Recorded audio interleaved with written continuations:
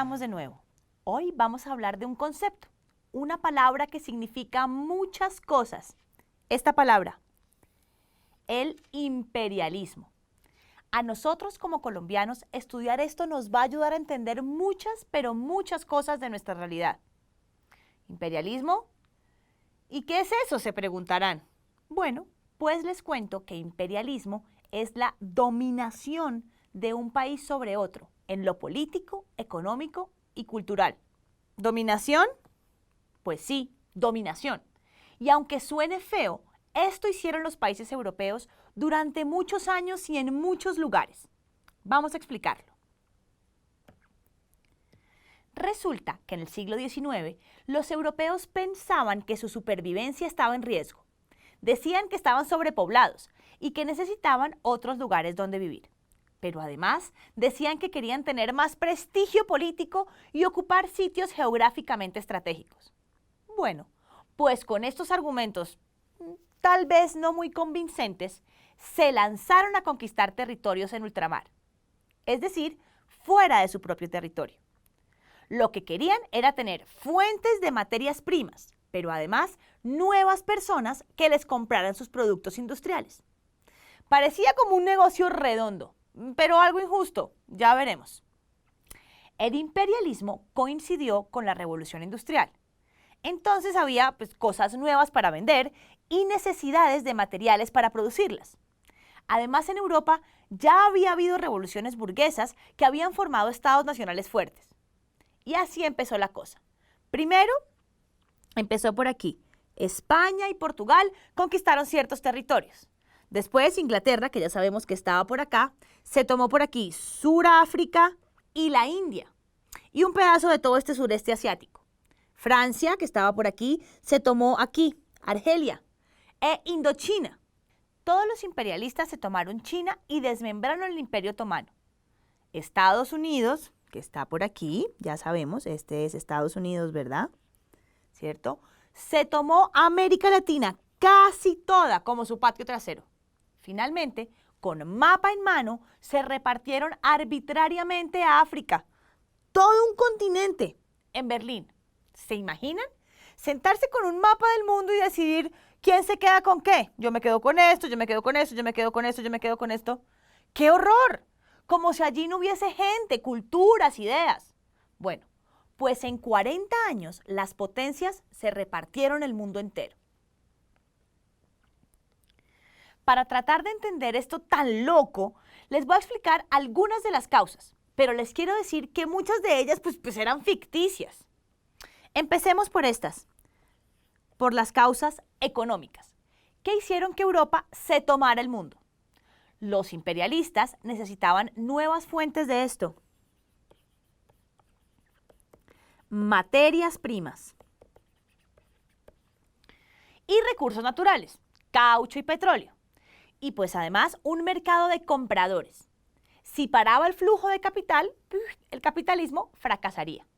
El capitalismo estaba haciendo muy ricos a algunos y no querían dejar de ser ricos. Así que no iba a importar qué había que hacer para seguir. Entonces, las empresas industriales, las grandes casas de comerciantes y la banca se confabularon con los gobiernos y formaron un monopolio para imponer el imperialismo. Hubo también causas que no eran económicas, hubo también causas políticas. Ya vimos que los países industrializados son bien ambiciosos, así que ninguno podía permitir que los rivales se fortalecieran conquistando tierras que fueran bases para sus buques. Había que frenar a quien quisiera más de la cuenta. ¿Y esto cómo se hacía? Pues tratando de conquistar más y cada vez más. Hay una causa del imperialismo que es realmente una vergüenza para la humanidad. Algunos hombres blancos se sentían superiores a los demás y que tenían que defenderlos. Otros querían compartir su idea del progreso, medicina científica, religión cristiana y la aplicación de la ley europea en lugar de las costumbres tribales. Pero de compartir nada. Todo se impuso y se impuso a las malas, causando mucho dolor en los pueblos donde llegaban. ¿Listo? Ya vimos las causas Y aunque no nos gusten, así fue la cosa. Pero ahora se preguntarán, ¿y cómo carajos hicieron para imponerse? Pues bueno, primero enviaban a los exploradores, los misioneros, los soldados y los comerciantes. Después, el gobierno tomaba posesión del sitio. Suena como fácil, ¿no? Y sí, lo fue. Lo fue por varios motivos. Los occidentales tenían algunas ventajas. Tenían gobiernos fuertes, ejércitos poderosos, economías bollantes, o sea, prósperas, y superioridad en la tecnología militar. Los pueblos de otros continentes tenían que agachar la cabeza y someterse a los nuevos amos del mundo. Los pueblos sometidos tenían algunas desventajas. Sus viejos imperios, como el chino, el indio y el otomano, y los africanos, pues estaban muy debilitados. Entonces, era fácil atacar a un débil. También fue fácil el imperialismo porque hubo poca resistencia de los pueblos conquistados. No vieron cómo repeler los ataques sin tregua de los blancos. Llegar, imponer, arrasar, humillar. Pues claro que no todo el mundo estaba de acuerdo con esta manera de hacer las cosas. Muchos de los intelectuales en los países occidentales no se tragaron este listado de justificaciones. Oigan, es que, ¿cómo así que predicaban la democracia pero pisoteaban a los demás? ¿Cómo así que imponer sin respetar? Con todo y que mucha gente no estaba de acuerdo, se crearon varios tipos de gobierno imperialistas. Hubo varios, se los voy a contar. Primero está este. La colonia. Ay, nosotros sí que sabemos cómo es esta manera de hacer las cosas. Aquí nos llegaron los españoles a mostrarnos cómo era eso y no nos gustó mucho, tanto que los sacamos y ahora somos independientes. Aunque ya lo sabemos, recordemos cómo es que se hace imperialismo colonial. El territorio se convertía en provincia de la metrópoli, del país madre, que enviaba funcionarios públicos y soldados para administrarla y controlarla. Así hicieron los españoles. Inglaterra, en cambio, actuaba en forma soterrada, por no decir solapada. Ellos, los ingleses, utilizaban a los jefes locales para gobernar y controlar las colonias. Educaban a las gentes colonizadas según los valores ingleses, preparando a la nueva generación para sus propios intereses. Otro tipo de gobierno imperialista, el número 2, estaba el protectorado. El protectorado. Aquí el jefe local acataba los consejos del hombre blanco en asuntos comerciales. Las metrópolis no enviaban funcionarios ni soldados. ¿Listo? Ahora tenemos el número 3. Se llama las esferas de influencia. En un mismo territorio, algunos países imperialistas tenían más privilegios comerciales e inversiones que otros. Pues no parece que ninguna forma de gobierno imperialista sea buena ni bonita. Quizá para los explotadores, pero claramente no para los explotados. Uno de los lugares del mundo a quienes el imperialismo golpeó más fuerte fue África. Este continente aún hoy sufre horribles consecuencias de las ambiciones europeas. África fue el primer continente devorado por los europeos. ¿Cómo era antes de que llegaran los blancos? Bueno, la parte norte pertenecía al decadente Imperio Otomano. En África Occidental, los musulmanes basaban su economía en la ganadería, la agricultura y el comercio. África Oriental exportaba esclavos, marfil y cobre a cambio de textiles y armamento. Algunos gobernadores locales exigían tributos a sus vecinos. Estos territorios vieron en el hombre blanco un salvador. Por su parte, Suráfrica era dominado por este señor, se llamaba Shaka, y era el jefe de esta tribu, la tribu Zulu, quien impedía la invasión de los intrusos como los Boers. Los Boers eran descendientes de holandeses que se habían establecido en Suráfrica en el siglo XVII. Bueno, y a los exploradores les dio por conocer África.